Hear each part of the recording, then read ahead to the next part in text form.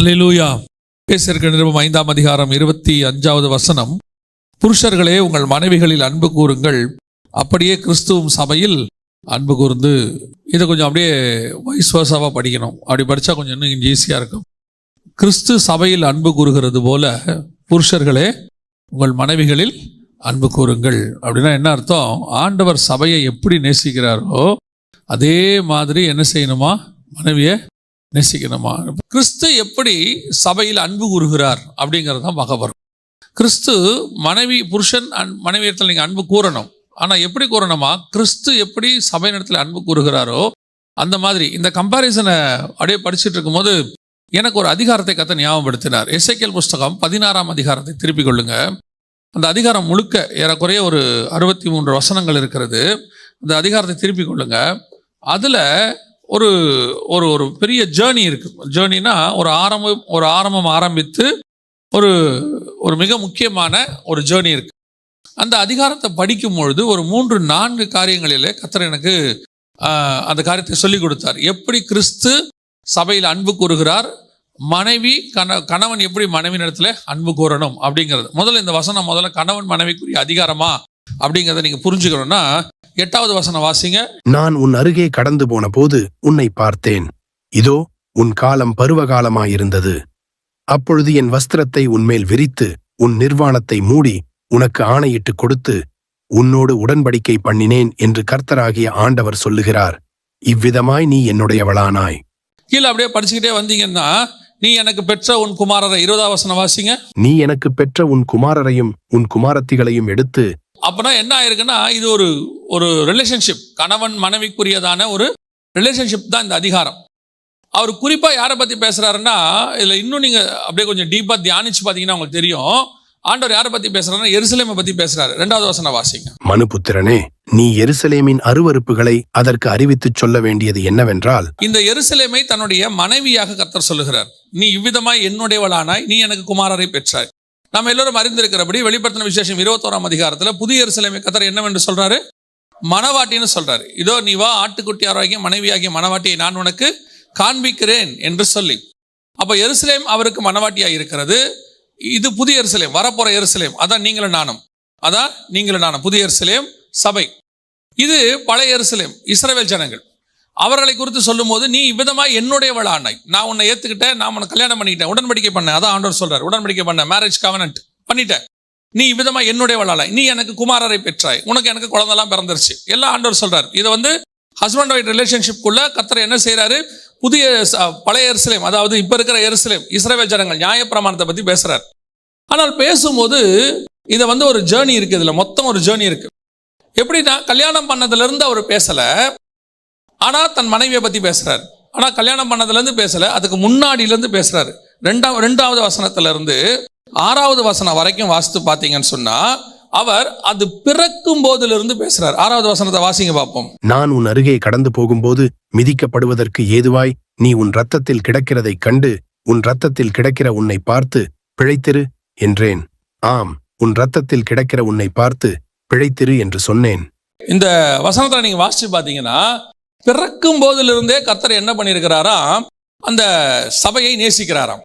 பிறக்கும் போதிலிருந்தே கர்த்தர் என்ன பண்றாரு? சபையை நேசிக்கிறார். 4வது வசனத்துல சொல்றாரு, உன் பிறப்பின் வர்த்தமானம் என்னவென்றால், நீ பிறந்த நாளிலே உன் தொப்புள் அறுக்கப்படவும் இல்லை, நீ சுத்தமாவதற்கு தண்ணீரால் குளிப்பாட்டப்படவும் இல்லை, உப்பால் சுத்திகரிக்கப்படவும் இல்லை, துணிகளில் சுற்றப்படவும் இல்லை, உனக்காக பரிதவித்து இவைகளில் ஒன்றையாகிலும் உனக்கு செய்ய ஒரு கண்ணும் உன் பேரில் இரக்கமாய் இருந்ததில்லை, நீ பிறந்த நாளில் நீ அருவருக்கப்பட்டதால் வெளியே இருந்து விடப்பட்டாய். அப்ப இந்த நேசத்தினுடையதான முதல் பகுதி எங்க இருக்குது அப்படின்னு கேட்டீங்கன்னா, காட் நம்மளை நேசிச்ச முதல் பகுதி எங்க இருக்குன்னா, பொதுவா நாம கடவுளை ஏற்றுக்கொண்ட பிறகுதான், ஆண்டவரை ஏற்றுக்கொண்ட பிறகுதான் நேசிக்கிறோம். அவர் மேல நமக்கு பாசம் வருது, எல்லாம் பண்ணுது. ஆனா பைபிள் சொல்லுது, நீ ஏற்றுக்கொள்வது அல்ல, நீ என்னைக்கு பிறந்தாயோ அன்னையிலிருந்து நான் உன்னை நேசிக்கிறேன்.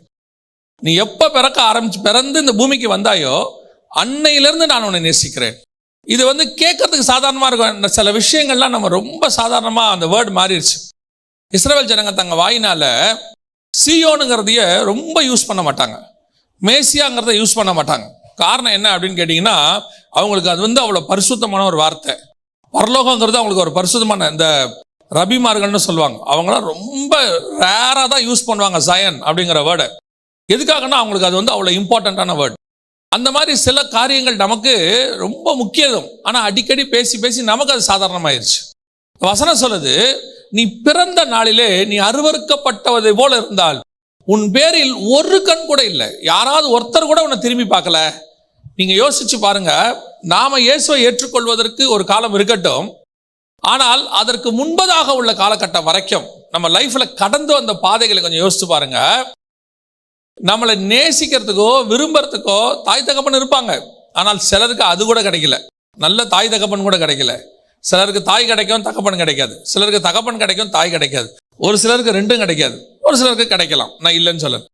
ஆனால் நம்முடைய வாழ்க்கையில ஏற்படுறதான அருவருப்புகள், அக்கிரமங்கள், சில நேரங்களில் அப்பா அம்மா நம்மளை ரொம்ப அன்பா வளர்க்குறாங்க. ஆனால் நாம யாருங்கிறது நமக்கு மட்டும்தான் தெரியும். 18 வயசு வரைக்கும் நான் இயேசுவை ஏற்றுக்கொள்ளலை. 18ஆவது வயசுல ஏற்றுக்கொண்டேன்.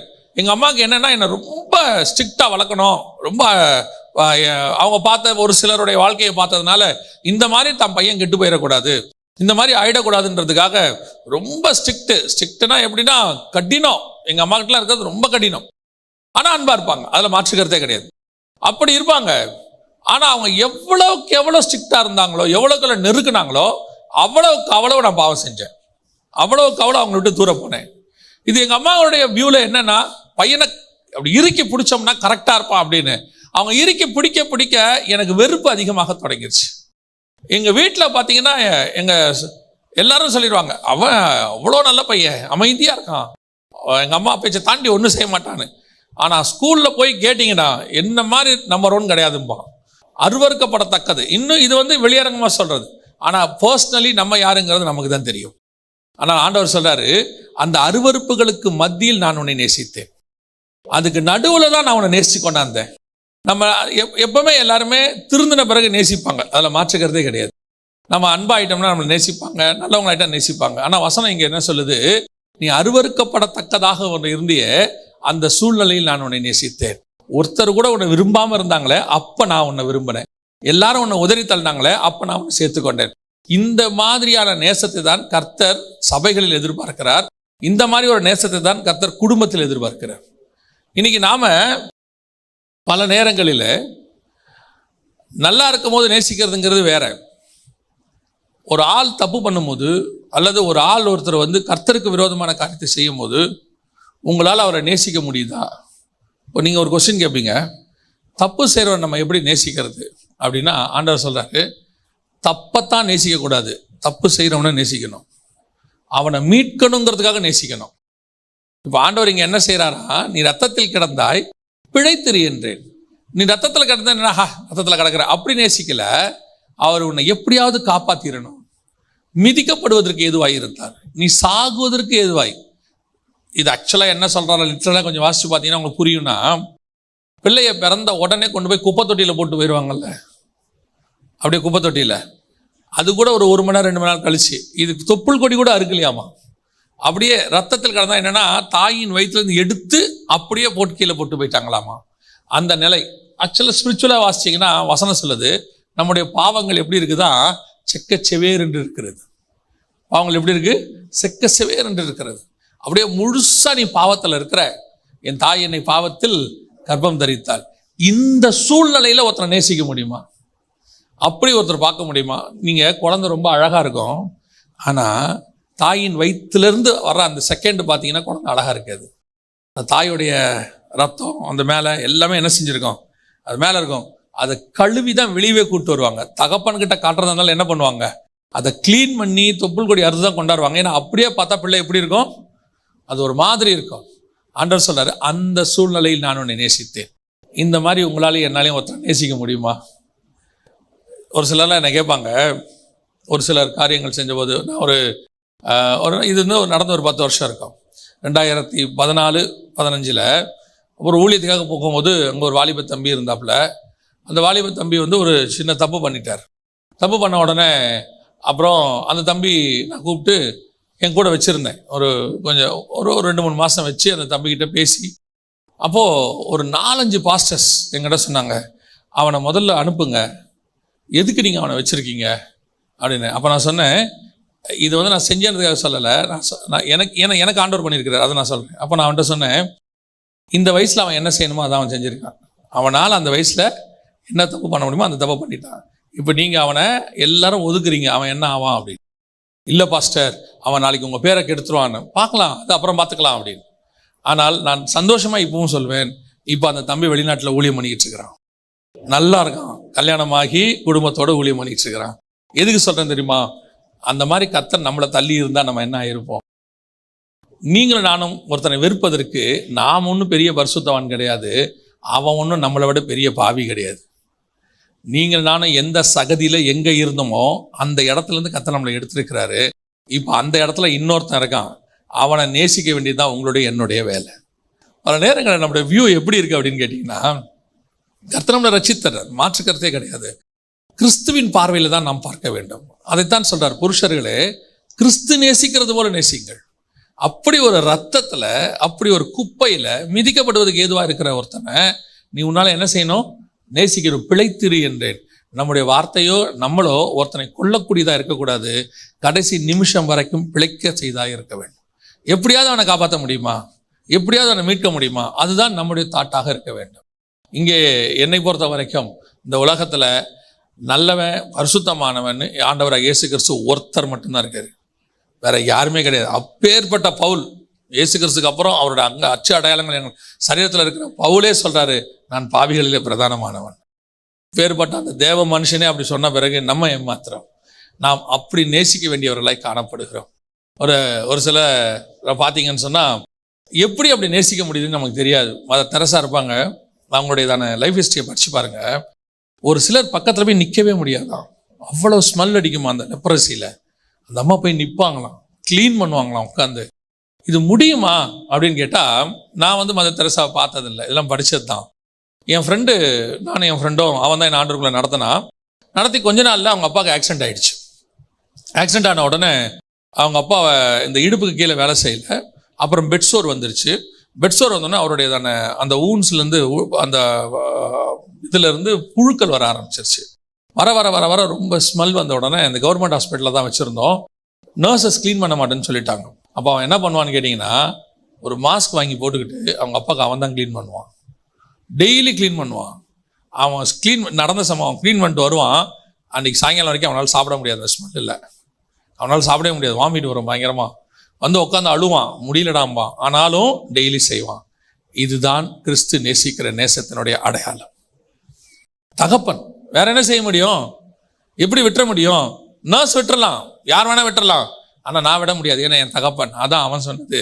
அதைத்தான் கிறிஸ்து மாற்றி சொல்றாரு, நான் எப்படி விடுவேன்? நீ என்னுடையவள், நான் உன்னை மீட்டெடுத்திருக்கிறேன், நான் உன்னை விடவே முடியாதுல்ல. இந்த சுபாவம் மட்டும் உங்களுக்குள்ள வந்துருச்சுன்னா நீங்கள் சாகிற வரைக்கும் ஒரு பாவியை கூட நரகத்துக்கு போக விடவே மாட்டீங்க. இந்த தாட் வரணும். You never judge anybody. ஒருத்தரை கூட ஜட்ஜ் பண்ண முடியாது உங்களால. எந்த நிமிஷம் சிலுவைக்கு போற கடைசி நிமிஷம் ஒருத்தனை காப்பாற்றணும்னு கர்த்தர் விரும்புறாரு, லாஸ்ட் செகண்ட்ல விரும்புறாரு. அதுதான் கிறிஸ்துவினுடையதான சுபாவம். ஏன்னா அவர் உண்டாக்குன ஆத்மா, ஜீவ ஆத்மா. அந்த ஆத்மா நரகத்துக்கு போனா அவருக்கு தான் பெயின், அவருக்கு தெரியும் அந்த பெயின். ஐயோ, இது நான் உண்டாக்குனதாச்சே, போகுதே. அப்போ கிறிஸ்துவை போல நேசிங்கள்னா அந்த நேசம் வரணும். யாரை பார்த்தாலும், குறிப்பா நான் சொல்றேன், பரிசுத்தவான்களை பார்க்கும்போது ஒரு சந்தோஷம் வரும். அதை விட சந்தோஷம் ஒரு பாவியை மீட்கிறதுல இருக்கு. வசனம் சொல்லுது, ஒரு பாவி மனம் திரும்புது, பரலோகத்தில் மிகுந்த சந்தோஷம் உண்டாயிற்று. இன்னைக்கு கடைசி காலத்துல அந்த சகிப்பு தன்மை, அந்த நேசம் இன்னைக்கு இல்லை. அந்த நேசத்தை கர்த்தர் விரும்புகிறார். நீ எவ்வளோ உன்னால முடியுமோ அவ்வளோ தூரம் கடைசி நிமிஷம் வரைக்கும் ட்ரை பண்ணி பாருங்க. யாரையுமே விட்டுறாதீங்க. முடியாது, ஆவாது, உருப்பட மாட்டான், யாரையுமே சொல்லாதீங்க. கிறிஸ்து உருப்பட மாட்டான்னு ஒருத்தன் நினைச்சிருந்தானா நம்ம தான் அது ஃபர்ஸ்ட். நம்ம தான். நான் சொல்லிப்பேன், நான் வச்சுப்பேன், என்னெல்லாம் கிறிஸ்து 7-70 தடவைலாம் இல்லை, 7000 தடவை மன்னிச்சிருக்கிறார், 7 லட்சம் தடவை மன்னிச்சிருக்கிறார். நான் ஒரு நாளைக்கு எத்தனை தடவை மன்னிப்பு கேட்டிருக்கேன்னு ஆண்டவருக்கு மட்டும்தான் தெரியும், ஒரு நாள்லையே. ஆனால் ஒரு தடவை கூட கிறிஸ்து முகம் சுளித்ததே கிடையாது. நான் அவருடைய சமூகத்துக்கு போய் ஒரு நாள் கூட ஏமாற்றமாய் திரும்பினது கிடையாது. ஆண்டவர் என்னை மன்னிக்கல, ஐயோ அவரை அப்படின்னு நான் தன்மையில் எவ்வளோ நேரம் ஆனால் காத்திருப்பேன், கொஞ்ச நாள் காத்திருக்க வேண்டியிருக்கும். ஆனால் திரும்பி வரும்போது அவர் என்னுடையவன் ஆனா என்ற அந்த வார்த்தையோட தான் என்னை அனுப்பி வைப்பார். நான் உன்னை எப்படி, அந்த தகப்பனை பாருங்க, பையன் போய் பண்ணி தவிடு தின்னுட்டான், அது சாதாரணமாக இருக்கும் கேட்கறதுக்கு. இஸ்ரவேலர்களுக்கு பன்னி என்பது ஒரு அருவருப்பான ஒரு மிருகம். நியாயப்பிரமாணத்தின்படி என்ன செய்யக்கூடாது, கிட்ட போகக்கூடாது. இவன் போய் அது கூட உட்காந்து சாப்பிட்டான்.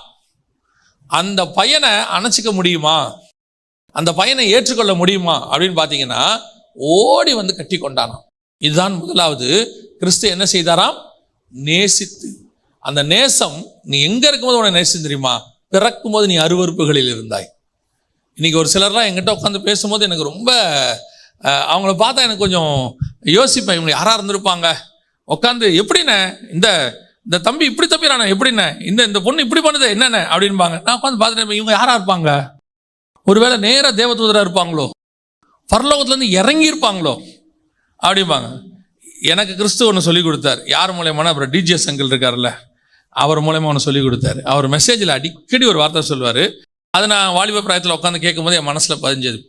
அடிக்கடி அவர் அங்கிள் சொல்லுவாங்க, என்ன சொல்லுவாங்கன்னா, ஒருத்தனை நீ தப்பானவன் சொல்லிட்டு உன் வாழ்க்கையில் முன்னேறவே முடியாது தம்பி அப்படிம்பாங்க.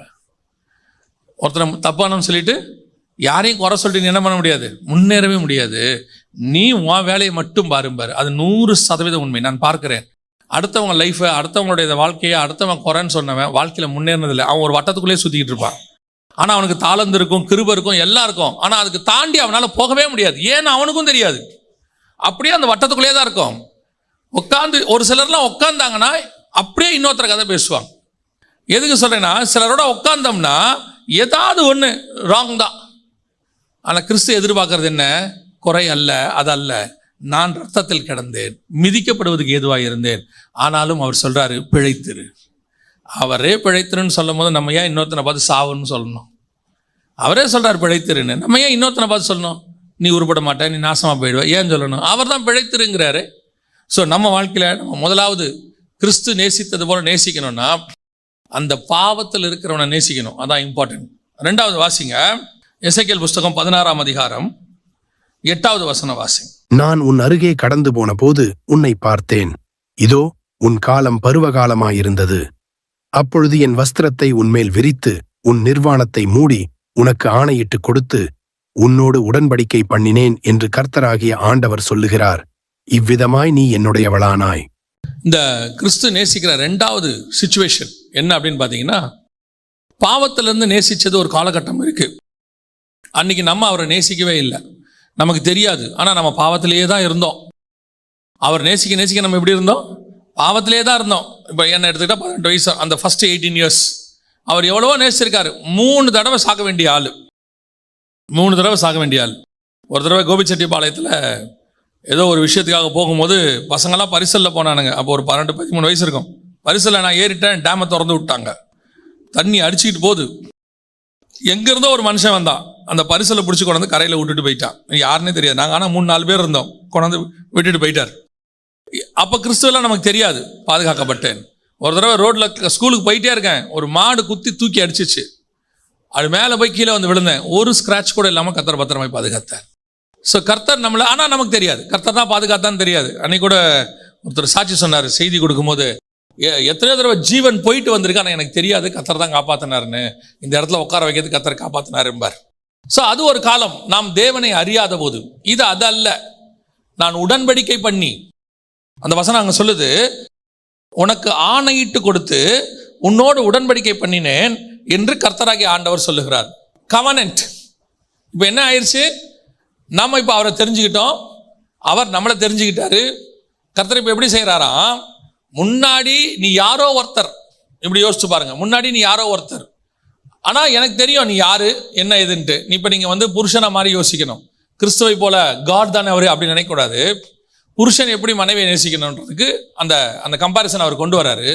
முன்னாடி யாரோ ஒருத்தர், ஆனால் நம்ம நேசித்தோம், பாவிகளை நேசித்தோம். இப்போ யாரா, எனக்கு சொந்தமானதை பற்றி என் கையில் கர்த்தர் கொடுத்துருக்கிறார். கவனன் பண்ணியாச்சு. இந்த கவனன் பண்ண பிறகு அவர் சொல்றாரு, உன் நிர்வாணத்தை நான் மூடி உடன்படிக்கை பண்ணி.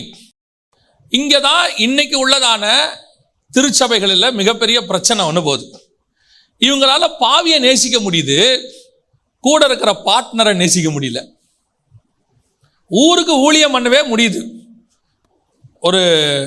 ஒரு சகோதரி இருந்தாங்க, அவங்க எங்கள் வீட்டுக்கு ஊழியத்துக்கு வருவாங்க. காலையில் 10 மணிக்கெலாம் வந்துடுவாங்க வீட்டுக்கு கொடுத்துக்கு. அப்போல்லாம் வந்து வீட்டு கூட்டம் ஒன்று நடக்கும் காலை 10 மணிக்கு. மத்தியானம் 2 மணிக்கு இன்னொருத்தர் வீட்டு கூட்டத்துக்கு போவாங்க. 6 மணிக்கு போவாங்க. வீட்டுக்கு போகும்போது நைட்டு 9 மணிக்கு தான் போவாங்க. காலை 9:30 மணிக்கெலாம் வந்துடுவாங்க. ரொம்ப ஆச்சரியமாக இருக்கும் அந்த சிஸ்டரை பார்க்கும்போது.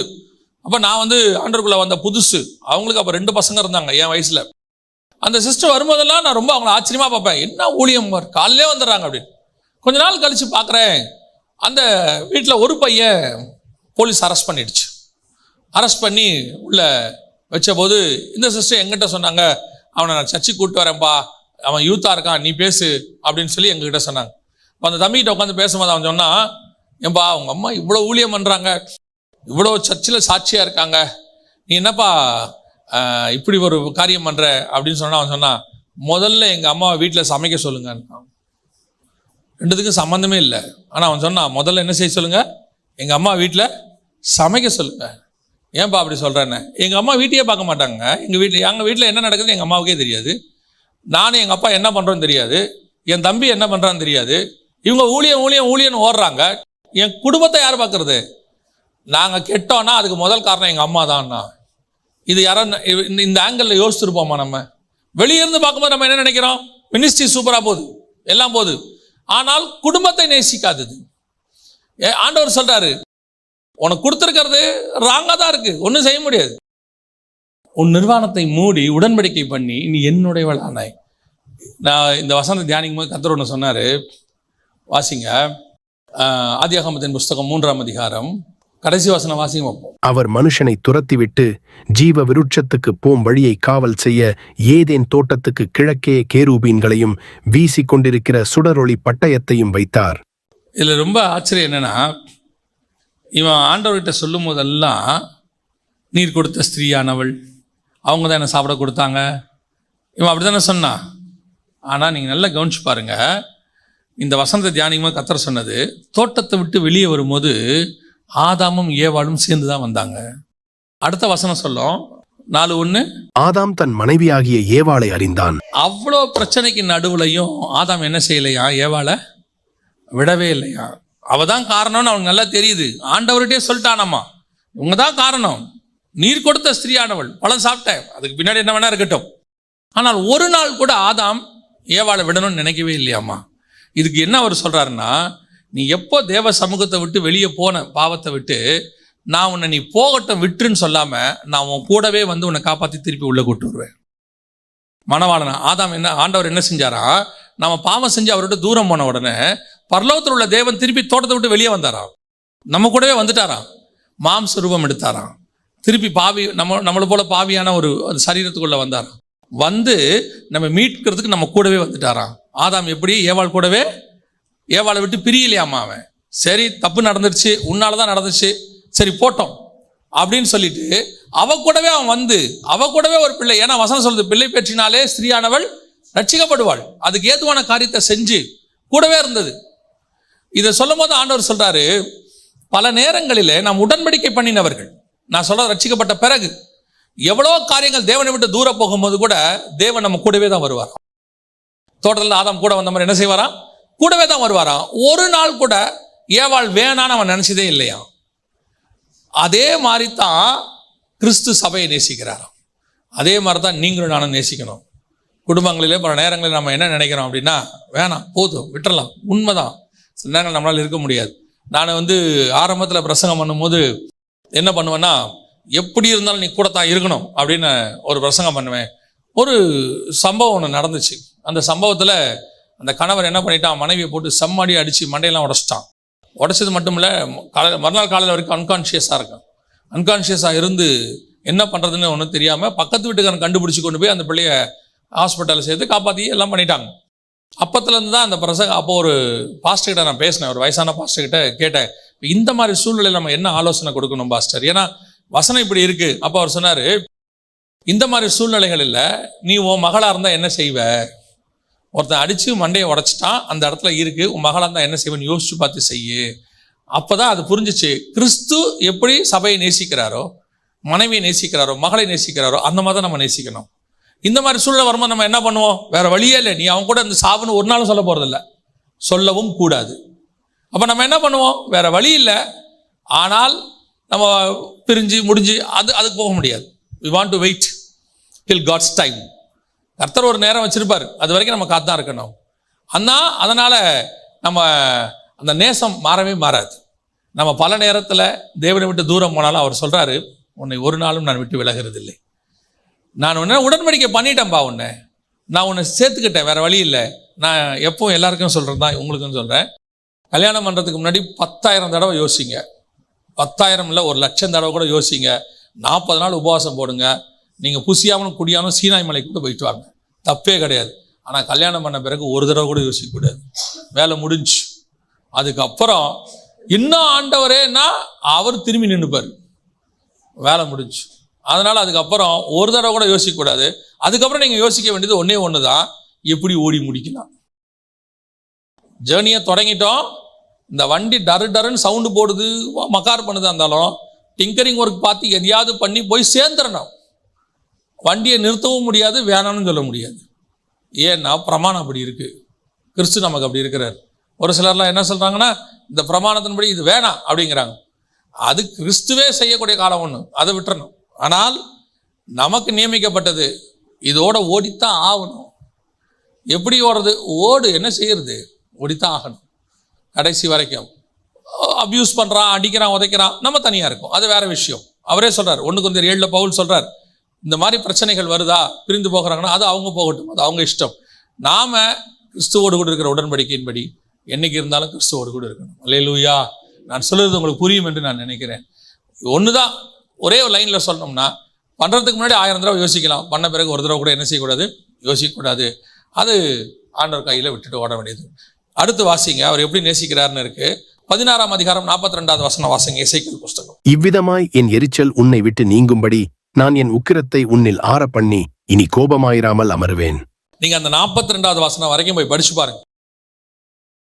அவ்வளவு அருவருப்பை பத்தி பேசுவார், கோவப்பட்டு பேசுவார். அவ்வளவு பண்ணியிருக்காங்க இஸ்ரவேல் ஜனங்கள். எருசலேம் சொல்லுவார், அசிரியன், எகிப்தியன், பெலிஸ்தியன், கானானியன் எல்லாம் பேசிக்கிட்டே வருவார். என்னென்ன அருவருப்புகள் செஞ்ச எல்லாம் பேசுவார். கடைசியா எங்க நிறுத்துறாருன்னா, உன் மேல எனக்கு அவ்வளோ கோபம் இருந்துச்சு, அவ்வளோ இருந்தது. கடைசியா சொல்றாரு, அந்த 42 சொல்லுது, இவ்விதமாய் என் எரிச்சல் உன்னை விட்டு நீங்கும்படி நான் என் உக்கிரத்தை உன்னில் ஆற பண்ணி இனி கோபமாய் இராமல். இதுதான் அடுத்து ஒரு இருக்க வேண்டிய நமக்கு சுபாவம். வரும் செய்கிற தப்புகள் அவங்களெல்லாம் பார்க்கும்போது நமக்கு கோபம் வரும், அடிச்சு ஒட்டச்சு தூக்கி போட்டு ஏதாவது பண்ணிடணும்னு தோணும். ஒன்றும் பண்ண முடியாது. ஆண்டவர் அப்படி தான் செஞ்சிருக்கிறார். அவர் மட்டும் அவர் உக்கிரத்தில் இறங்கி நம்மளை க்ளோஸ் பண்ணியிருந்தாருன்னா நம்மளாம் என்ன இருப்போம், காணாமல் போயிருப்போம். அடித்து ஒட்டச்சு பேச அது பூட்டும்பான், சாயங்காலத்துக்குள்ள சரி ஆகணும், எரிச்சல் நீங்கி சமாதானமாகி மன்னிக்கிற இடத்துக்கு வரணும். அப்படி ஓட்டினாதான் கிறிஸ்துவின் அன்பு. சிலருக்கெல்லாம் பார்த்தீங்கன்னா அந்த மன்னிக்கிற சுபாவமே இருக்காது. 15 வருஷம் கழிச்சு கேட்பாங்க, அன்னைக்கு நீங்கள் என்னை திட்டினீங்களே ஞாபகம் இருக்கா? இங்கே வசனம் சொல்லுது, அவர் மறந்துன்னு இருக்கு. சிலதெல்லாம் மறக்கவே மறக்காது. 2004 ஜூலை மாதம் 1ஆம் தேதி நீ என்ன சொன்னேன்னா நம்ம என்ன சொன்னோம் நமக்கு ஞாபகமே இருக்காது. ஆனால் அந்த சகோதரிமார்களுக்கு அதெல்லாம் பயங்கரமாக இருக்கும். அது எப்படி தான் ஞாபகத்தில் வச்சுருக்காங்கன்னு கண்டே பிடிக்க முடியாது. நீங்கள் அன்றைக்கி ஒரு க்ரீன் கலர் சட்டை போட்டிருந்தீங்களாம்பாங்க, அந்த சட்டை நம்மக்கிட்ட இருக்கவே இருக்காது, காணாமலே போயிருக்கோம். ஆண்டவர் சொல்கிறாரு, மறந்தும் மன்னித்தும் இருக்கிறார். மன்னிக்கிறது ஒரு சொல் மன்னிச்சிருவாங்க, என்ன செய்ய மாட்டாங்க, மறக்க மாட்டாங்க. ஆண்டவர் சொல்கிறாரு, நான் உன்னை மன்னித்து மறந்து எரிச்சல் நீங்கி அமர்ந்திருப்பேன். இது அடுத்து கிறிஸ்து நேசிக்கிறதான நேசம். சரி, நான் கடைசியாக சொல்லிட்டு முடிக்கிறேன். கடைசியாக அவருக்குள்ள இருந்தது வாசிங்க, 62, 63 வாசிங்க. உன்னோட என் உடன்படிக்கையை பண்ணி. அப்பனா என்ன அர்த்தம்னா, ஏற்கனவே பண்ண உடன்படிக்கை என்ன ஆயிடுச்சு? 8வது வசனம் வாசிங்க. நான் உன் அருகே கடந்து போன போது உன்னை பார்த்தேன், இதோ உன் காலம் பருவகாலமாயிருந்தது. அப்பொழுது என் வஸ்திரத்தை உன்மேல் விரித்து உன் நிர்வாணத்தை மூடி உனக்கு ஆணையிட்டு கொடுத்து உன்னோடு உடன்படிக்கை பண்ணினேன் என்று கர்த்தராகிய ஆண்டவர் சொல்லுகிறார். ஏற்கனவே என்ன செஞ்சாரு? ஒண்ணு பண்ணாரு. ஆனா இங்க என்ன சொல்லுது? 62 வாசிங்க. உன்னோடே என் உடன்படிக்கையை பண்ணி ஏற்படுத்துவேன். இன்னொன்னு பண்றாரு. அப்படின்னா என்ன அர்த்தம்? ஏற்கனவே பண்ண உடன்படிக்கை என்னாச்சு? போயிருச்சு. நியாயப்பிரமாணத்துக்கும் சுயாதீன பிரமாணத்துக்குமான வித்தியாசத்தை இங்க பேசிட்டு இருக்கிறார். புதிய எருசலேமுக்கும் பழைய எருசலேமுக்கும் உள்ள டிஃபரன்ஸை பேசுறாரு. அந்த மனவாட்டிக்கும் வரப்போற மனவாட்டிக்கும் உள்ள டிஃபரன்ஸ் பேசுறாரு. ரெண்டுத்தையும் சேர்த்து பேசுறாரு. ஆக்சுவலா அந்த ஆவிக்குரிய சத்தியம் அதுதான். அதுல அந்த ஆவிக்குரிய சத்தியம் என்ன சொல்லுதுன்னா, ஏற்கனவே எருசலேமே நான் உன்னோடு கூட உடன்படிக்கை பண்ணேன், நீயோ உன்னுடைய நகரத்துக்குள்ள அசிரியரையும் பெலிஸ்தரையும் கானானியரையும் எகிப்தியரையும் உள்ள விட்டுட்ட, அவங்க கொண்டு வந்து விக்கிரகத்தை வச்சுட்டாங்க, நாடு அருவருப்பாயிருச்சு, நான் உன்னை சீர்குலைச்சிட்டேன், உன்னை நான் வந்துட்டு எல்லாத்தையும் பண்ணிட்டேன், உன்னை நான் எரிச்சல் ஆயிட்டேன். ஆனா திருப்பி எனக்கு உன் மேல என்ன ஆயிடுச்சு, பாசம் வந்துருச்சு, எரிச்சல் போயிருச்சு, ஆனா உடன்படிக்கை போயிருச்சு, இப்ப புது உடன்படிக்கை ஒண்ணு பண்றேன். அதான் அவர் சொல்றாரு, அதான் சுயாதீன பிரமாணம், புதிய எருசலேம். அதை தான் கொண்டு இங்க முடிக்கிறார். சத்தியத்தின்படி அதான் இருக்கு. ஆனா நமக்கு தேவையானது என்னன்னா, அவர் ஏற்கனவே என்ன பண்ணாரு, கவனன்ட் பண்ணாரு, அந்த கவனன்ட் போயிடுச்சு. ஆனால் கர்த்தர் சொல்றாரு, இதுக்கப்புறம் அவ்வளவுதான், உனக்கு எனக்கு கவனன்ட் கிடையாது, முடிஞ்சு போச்சு, இனிமேட்டு ஒண்ணும் கிடையாது. அப்படி சொல்லல, உன்னோடு கூட என் உடன்படிக்கையை ஏற்படுத்துவேன், அப்பொழுது நான் கர்த்தர் என்று அறிவாய், நீ செய்த எல்லாவற்றையும் நான் மன்னித்தருளும் போது. Accept as it is. எப்படி இருக்கோ என்ன செய்யுங்க, அப்படியே ஏற்றுக்கொள்ளுங்க, முழுமையா மன்னிச்சிருங்க பாரு. நம்மளால என்ன செய்ய முடியாது, சில நேரங்களில் முழுமையா மன்னிக்க முடியாது. மன்னிப்போம், சில காரியங்களை மன்னிச்சிருவோம், 100% மன்னிக்க முடியாது. ஏதோ ஒன்று நம்ம ஓரத்தில் வச்சுக்கிட்டே இருப்போம், பேசிக்கிட்டே இருப்போம், இது இருந்துச்சே, அது அப்படி பண்ணீங்களே, இது உங்ககிட்ட இருந்துச்சே அப்படின்னு. அது மனித இயல்பு, கன்ஃபார்மா மனித இயல்பு இருக்கும். அது ஆணுக்கும் இருக்கும், பெண்ணுக்கும் இருக்கும். பெண்களுக்கு வந்து என்ன செய்வாங்க, அந்த காலத்தில் நீங்க என்ன அப்படி பண்ணிட்டு போனீங்களே அப்படிம்பாங்க, அது இருக்கும். இவன் என்ன சொல்லுவான், நீ வந்த புதுசுல எங்க அம்மாவை அப்படி பேசினிய, இன்னும் எனக்கு அப்படி இருக்கு அப்படின்பா, அது இருக்கும். ஆனா ஆண்டவர் என்ன சொல்றாரு, கிறிஸ்துவின் சுபாவம் என்ன, 100% மன்னிது. அந்த வசனம் சொல்லுது, நீ செய்த எல்லாவற்றையும் நான் மன்னித்தருளும் பொழுது. You want to forget everything, forgive everything. அதான் வெரி இம்பார்ட்டன்ட். இன்னைக்கு இந்த மன்னிக்கிற சுபாவத்துல மன்னிக்கிற சுபாவம் இருக்கு. சிலர்லாம் மன்னிச்சிடுவாங்க, ஆனா முழுமையா மன்னிக்க மாட்டாங்க. திருப்பி ஆண்டவர் சொல்றாரு, நியூ கவனன்ட், எல்லாம் புதுசாயிருச்சுப்பா, பழையவைகள் எல்லாம் ஒளிந்து போயின, எல்லாம் அந்த ஃப்ரெஷ் ஸ்டார்ட் இருக்கா, நம்மளால பண்ண முடியுமா, ஃப்ரெஷ் ஸ்டார்ட் பண்ண முடியுமா? அப்படி பண்ண ஆரம்பிச்சா நீங்கள் கிறிஸ்துவை போல மாறுகிறீர்கள் அர்த்தம். என்ன மாறுறீங்க, கிறிஸ்துவின் சுபாவம் உங்களுக்குள்ள வருதுன்னு அர்த்தம். ஆனா நீங்க ஸ்டார்ட் பண்ணுவீங்க, நான் உள்ள அதுல டிஃபிகல்டிஸ் சொல்றேன், பிராக்டிக்கல் டிஃபிகல்டிஸ் சொல்லுவாங்க, அதை நான் சொல்றேன். நீங்க மன்னிச்சு சரி பரவாயில்ல விட்டுருவோம், ஆரம்பிப்போம் அப்படின்னு. ஆனா இந்த மனவாட்டி இருக்குல்ல, திருப்பி தப்பு பண்ணாத மனவாட்டியா இருக்கணும்ல. திருப்பி தப்பு பண்ணாத மனவாட்டியா இருந்தா அவர் திருப்பி ஃப்ரெஷ் ஸ்டார்ட் பண்ணதுல அர்த்தம் இருக்கு. ஆனா பல நேரங்களில் திருப்பி தப்பு பண்ணும், திருப்பி ஃப்ரெஷ் ஸ்டார்ட் பண்ணணும். எப்போ வரைக்கும் பண்ணணும், கிறிஸ்து வர வரைக்கும் பண்ணணும், நம்மளால முடிஞ்ச வரைக்கும் பண்ணணும். முழுமையாக மன்னித்து த ஃப்ரெஷ் ஸ்டார்ட், அது இஸ் வெரி இம்பார்ட்டன்ட். இது உங்களால முடியுமான்னு பாருங்க. முடியுமான்னு பாருங்க, முடியணும். அதுதான் புருஷர்கள் மனைவியை நேசித்ததுக்கு ஈக்குவல். கிறிஸ்து நேசிக்கிறது போல நாம் அந்த கிறிஸ்துவினுடைய சுபாவத்துக்குள்ள வராம நேசிக்கிறோம். புருஷர் மனைவியை நேசிக்கணும்னா நேசிக்கிறோம். ஆனா எந்த நேசம் வரல, கிறிஸ்துவின் சுபாவம் வரல. இது வந்து நான் வெறும் கணவர்களுக்கு மட்டும் சொல்ற அர்த்தம் இல்ல, மனைவிகளுக்கும் பொருந்தும், கணவனுக்கும் பொருந்தும். ரெண்டு பேரும் கணவன் செய்த தப்பை மனைவி முழுமையாய் மன்னிக்கணும். 100% அவங்க மன்னிப்பு கேட்கும் போது முழுமையா மன்னிக்கணும். மன்னிச்சு அப்படி ஏத்துக்கணும் முடிவு பண்ணிட்டு 100% 100% ஃப்ரெஷ் ஸ்டார்ட் பண்ணணும். திருப்பி அவங்க வருவாங்க, திருப்பி விழுவாங்க, திருப்பி மன்னிப்பு கேட்பாங்க, திருப்பி மன்னிக்கணும், உடன்படிக்கை பண்ணணும், ஃப்ரெஷ் ஸ்டார்ட் பண்ணணும். இது கிறிஸ்துவின் சுபாவங்களில் ஒன்று. இந்த 16ஆம் அதிகாரம் நீங்க எசேக்கியேல் புஸ்தகத்தை என்ன செய்யுங்க, கிறிஸ்துவினுடையதான மணவாளனுக்கும் மணவாட்டிக்கும் உள்ளதான ரிலேஷன்ஷிப்ல படிச்சு பாருங்க. அவர் அதில் தான் எழுதுவார். ஆனால் அவர் எழுதும் போது எப்படி எழுதுவார்னு கேட்டிங்கன்னு சொன்னால், எருசலேமுக்கும் உள்ள மாதிரி எழுதுவார். நீங்கள் மணவாளனுக்கும் மணவாட்டிக்கும் உள்ள வச்சு படிச்சு பாருங்க, அப்பொழுது உங்களுக்கு அதனுடையதான மிக முக்கியமான சத்தியம் தெரியும். வேதம் சொல்லுகிறது, புருஷர்களே உங்கள் மனைவிகளில் கிறிஸ்து எப்படி அன்பு கூறுகிறாரோ அப்படி கூறுங்கள். இந்த 4 பாயிண்ட் இதில் இருக்கு, இன்னும் நிறைய இருக்கு, நீங்க போய் தியானிங்க. நாம் ஜெபிக்க போகிறோம். எந்திரிக்கலாமா தேவ சமூகத்துல, ஒப்பு கொடுப்போமா தேவ சமூகத்துல. கிறிஸ்து நம்மளை எப்படி மன்னித்தாரோ வேதம் சொல்கிறது, நாங்கள் எங்கள் கடனாளிகளுக்கு மன்னிக்கிறது போல. முதலாவது, நாம் இரத்தத்தில் கிடந்தோம், பாவத்தில் கிடந்தோம், கேட்பாரற்று கிடந்தோம், மிதிக்கப்படுவதற்கு ஏதுவாய் கிடந்தோம். நாம வேணா அந்த உலக பிரகாரமா வீடு இருந்துச்சு, அப்பா இருந்தாரு, அம்மா இருந்தாரு, ஆனால் அருவருக்கு தக்க பாவங்களுக்கு நடுவில் இருந்தோம். ஆண்டவன் நம்மை பிழைத்திரு என்றார். நாம் அதுக்கு பிறகு கிறிஸ்துவை அறிகிற அறிவுக்குள்ள வந்தோம். அவருக்குள்ள வந்த பிறகு அவர் உடன்படிக்கை ஏற்படுத்தின பிறகு நாம் பாவம் செய்ய ஆரம்பித்தோம். அதனால தான் 8வது வசனத்திலிருந்து 42வது வசனம் வரைக்கும் அந்த மணவாட்டி கர்த்தரை விட்டு மணவாளனை விட்டு குமாரரையெல்லாம் பெற்றுச்சு.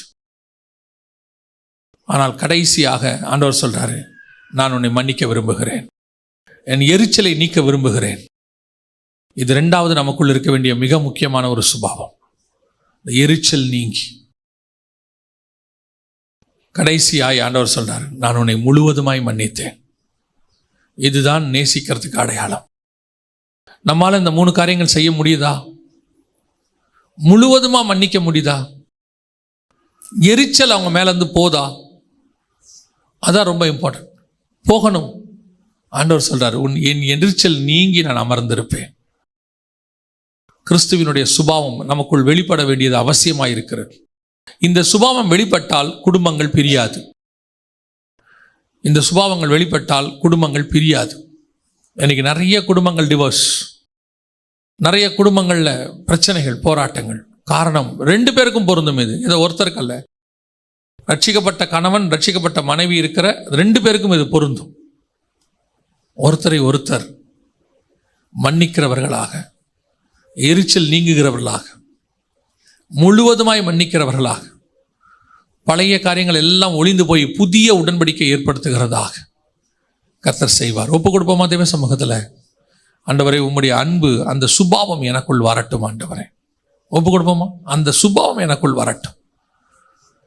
நல்ல தகப்பனே, சர்வ வல்லமையுள்ள எங்கள் ஆண்டவரே, இந்த நாளிலே எங்களுக்குள்ளே ஒரு பொருத்தனை, எங்களுக்குள்ளே ஒரு ஜெபம், உம்முடைய நேசம் எங்களுக்குள் வரட்டும், உம்முடைய அன்பு எங்களுக்குள்ளே வரட்டும். நீர் நேசிக்கிறது போல நாங்கள் எல்லோரையும் நேசிக்க கிருபை பாராட்டும். நீர் எப்படி பாவிகளை ஏற்றுக்கொண்டீரோ அப்படி நாங்கள் ஏற்றுக்கொள்ள, எப்படி உம்மால் அருவருப்பானவர்களையும் நேசிக்க முடிஞ்சிச்சோ அதே மாதிரி நாங்களும் நேசிக்கத்தக்கதாய், எப்படி அவர்களை முழுவதுமாய் மன்னிக்க முடிஞ்சிச்சோ நாங்களும் முழுவதுமாய் மன்னிக்க கிருபை பாராட்டும். ஆண்டவரே, எங்கள் எரிச்சல் நீங்கட்டும். எங்கள் இருதயங்களிலே ஒருத்தரை பற்றி ஏற்பட்டிருக்கிற எரிச்சல்கள் எல்லாம் அடங்கட்டும். கிருபையுள்ள கரத்தில் எங்களை தாழ்த்துகிறோம் அப்பா. அந்த தெய்வீக சுபாவம் எங்களுக்குள்ளே வெளிப்படுவதாக மகிமையுள்ள கரத்தில் எங்களை தாழ்த்துகிறோம். எங்கள் ஆண்டவர் இயேசு கிறிஸ்துவின் நாமத்தில் பிதாவே.